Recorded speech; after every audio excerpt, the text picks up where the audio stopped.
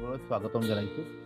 আজি আপোনালোকক আমাৰ আমবাৰী অঞ্চলৰ এনে এজন যুৱকৰ লগত পৰিচয় কৰাই দিব খুজিছো। যিজন যুৱক শাৰীৰিকভাৱে সম্পূৰ্ণৰূপে অক্ষম আৰু বডি দুখন প্ৰায় ক'ব গ'লে প্ৰায় নাই বুলি ক'ব পাৰি। আপোনালোকে পৰৱৰ্তী ভিডিঅ'ত তাত দেখা পাব, সম্পূৰ্ণ মই দেখুৱাম।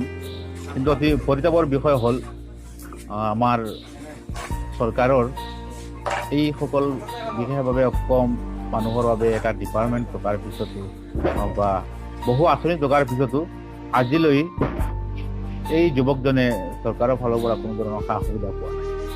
গতিকে মোৰ এই ভিডিঅ'টো বনোৱাৰ এটা উদ্দেশ্যই হ'ল যেন ইয়াৰ সমস্যাটো আপোনালোকৰ ছ'চিয়েল মিডিয়াৰ যোগে ৰাইজৰ আগলৈ তুলি আপোনালোকৰ চকুত লগাৰ কাৰণে বিভিন্ন ডিপাৰ্টমেণ্ট হওক, আমাৰ চৰকাৰী বিষয়া হওক বা যিকোনো NGO যাতে সিহঁতৰ চকুত এই ৰজন ধৰা পৰে আৰু তেওঁক কিবা বিশেষ সহায় আগবঢ়ায়। আৰু ইয়াৰ লগতে মই অনুৰোধ কৰিছোঁ আপোনালোকক ভিডিঅ'টো শ্বেয়াৰ কৰক, যাতে ল'ৰাজনৰ ইন ফিউচাৰ যিখিনি সময় আছে জীৱনৰ বাকী সময়ছোৱা অলপ ভালদৰে কটাব পাৰে। চৰকাৰী যিমান আঁচনি আছে বা যিমান ধৰণৰ চৰকাৰী দিব্যাংগসকলৰ বাবে চৰকাৰী যিমান ধৰণৰ আঁচনি বা অন্যান্য যি সা সুবিধা আছে, এই ল'ৰাজনে আজিলৈকে একো সুবিধা পোৱা নাই।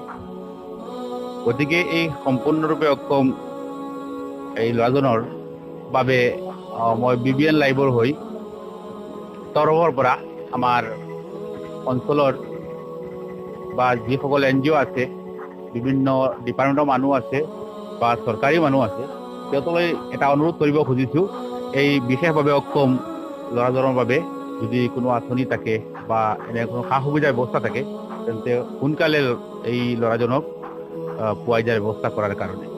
আমবাৰী গাঁৱৰ এজন যুৱক, যিজন সম্পূৰ্ণৰূপে শাৰীৰিকভাৱে অক্ষম। এতিয়া মই সেই ল'ৰাজনৰ পৰা কিছু কথা তেওঁলোকক জানিব বিচাৰিম। তেওঁ চৰকাৰী কোনো আঁচনি পাইছে নেকি বা কোনোবাই তেওঁক দিয়াৰ ব্যৱস্থা কৰিছিল নেকি? ঘৰ ক'ত? আমবাৰী। ফৰেষ্টলি।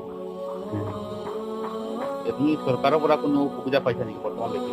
না, বৰ্তমানে কিছু পাইছি না। 5 বছৰ আগে একটা পাইছিলাম, 2200 টাকা আৰ খাবো পাইছি।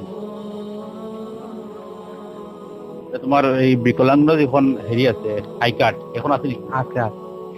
কোনোবা চৰকাৰী অফিচাৰ বা আমাৰ MLA হওক বা গাঁও পঞ্চায়তৰ মানুহ হওক নিছিল নেকি?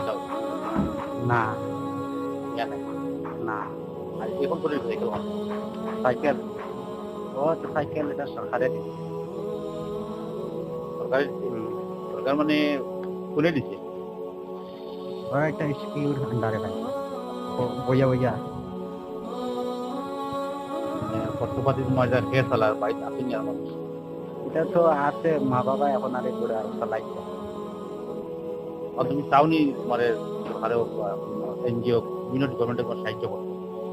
ও চাই আছে, মানে চাই না বিকলাঙ্গ কোনো জিনিস ও সুবিধা চাই আর মানে পাইবার কোনো চেষ্টা পাই আর না।